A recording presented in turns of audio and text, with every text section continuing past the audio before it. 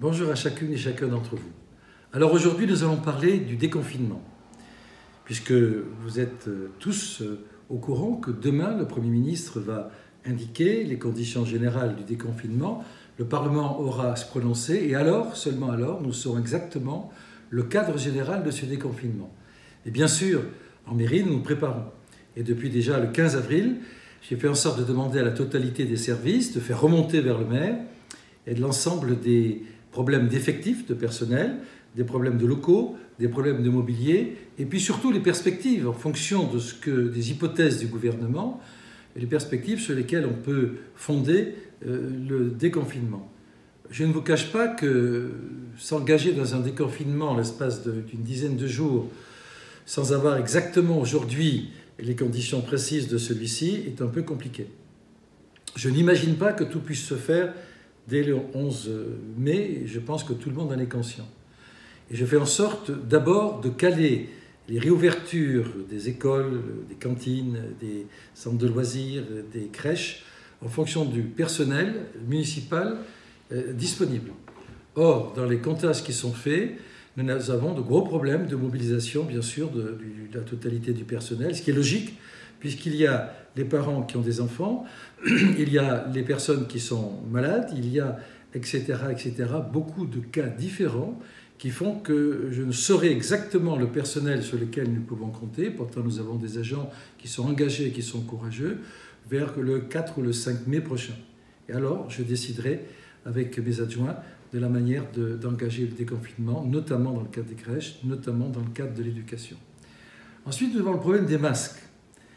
J'ai fait en sorte que l'ensemble de la mobilisation, commencée il y a plus d'un mois, permette aux Rueilloises et aux Rueillois de disposer de ces masques-là, qui sont des masques bien sûr artisanaux, fabriqués par nos 295 couturières bénévoles, qui répondent parfaitement aux règles AFNOR et qui répondent parfaitement à la page 32 des règles AFNOR que j'ai là, et qui sont des masques donc en coton bien entendu, et qui sont pliés dans le sens de la pliure. D'ailleurs, à l'issue de cette intervention, va repasser le film sur la fabrication de ces masques qui a été fait avec un couturier type. Voilà. Il nous reste à peu près 35 000 masques à distribuer. Alors nous allons mobiliser, c'est déjà fait, la réserve citoyenne à partir de demain matin. Madame Barry, la directrice de la cellule de crise, est à l'affaire avec Laurent Davrincourt, Laurent Majancan-Vélo et avec Denis Gabriel qui s'en occupe énormément aussi, pour bouger la réserve citoyenne pour qu'elle puisse travailler plus que la semaine dernière, puisque là, nous sommes le 27 avril et il faut que tout soit fini le 30 avril au soir. Si on a une ou deux journées de plus, parce que la réserve citoyenne fait tout ce qu'elle peut, mais il y a quand même aussi la livraison des masques qui doit correspondre à la capacité de mobilisation de la réserve. Tout ceci s'adapte, mais disons qu'autour du 1er mai, nous aurons distribué gratuitement dans les boîtes aux lettres 73 000 masques aux Ruellois. Alors bien sûr, vous pourrez aller ensuite, si vous en avez besoin d'autres, aller en acheter en pharmacie ou dans les bureaux de tabac à votre convenance. Mais sachez que les masques que nous distribuons, malgré toutes les polémiques qui peuvent exister, elles sont médiocres, elles sont odieuses parce que nous avons des personnes dévouées pour créer ces masques, pour les fabriquer. Nous avons des personnes dévouées pour les conditionner, dévouées pour les distribuer. Et moi, je les remercie infiniment parce qu'ils osent affronter le danger pour pouvoir justement rendre service aux Ruelloises et aux Ruellois, alors que certains restent chez eux pour critiquer ce que nous faisons. Voilà. Donc ce n'est pas un coup de gueule que je pousse, c'est simplement un constat que je fais, qui me touche beaucoup et qui me fait beaucoup de peine. Ce tissu, c'est du coton, de 120 fils, coton popeline, et c'est du coton qui répond aux normes. Les pliures, vous verrez tout à l'heure, correspondent parfaitement aux normes AFNOR. Et j'espère qu'ensuite, vous ferez ce que vous pourrez faire pour pouvoir acheter, mais les ventes de masques dans les pharmacies ne pourra se faire réellement en fonction des demandes que dans quelques jours ou d'ici la semaine prochaine, car les pharmacies, semble-t-il, ne sont pas encore livrées de ces masques alternatifs. Voilà ce que je voulais vous dire pour l'essentiel. Nous verrons dans un second temps la reprise des activités sportives, la reprise des activités culturelles, associatives, et ça, c'est quelque chose qui nous préoccupera dans quelques semaines, pas pour l'instant. Nous terminons sur le dépistage. j'ai appris avec beaucoup de plaisir que le département, et je remercie Georges Siffredi, le président du département, qui a remplacé notre regretté Patrick Devedjian, d'avoir pris l'initiative de financer le dépistage des personnes membres des EHPAD. Aujourd'hui, il y a 3 EHPAD, La Bruyère, Cognac-G et Coriandre Villa Impératrice, qui ont été testés.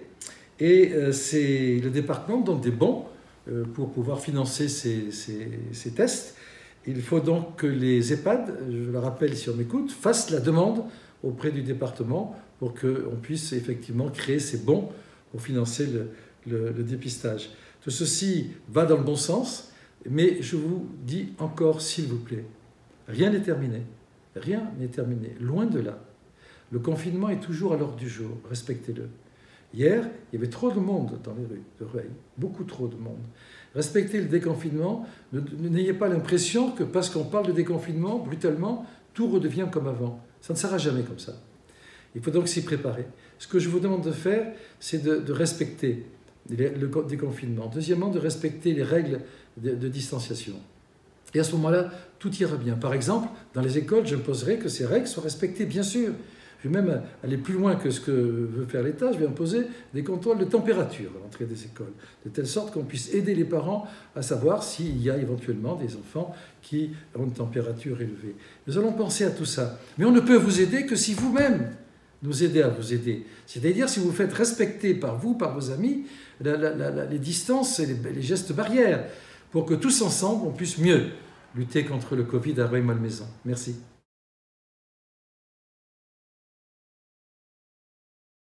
Voilà, donc là, vous avez déjà un morceau de tissu déjà découpé. Donc là, déjà, on a les débuts de la masque. Ensuite, on peut faire une deuxième pli. Et troisième. Ça, c'est la partie basse. Ensuite, on va surfiler tout autour. On a la base d'une masque qui est déjà bien repassée, bien pliée. On va pouvoir coudre cette partie-là. On enfile l'élastique ici. On fait les tours des 15 cm. Et pareil pour cette côté, on fait l'arrêt pour bloquer l'élastique. Et on vient sur l'autre côté, on fait la même chose.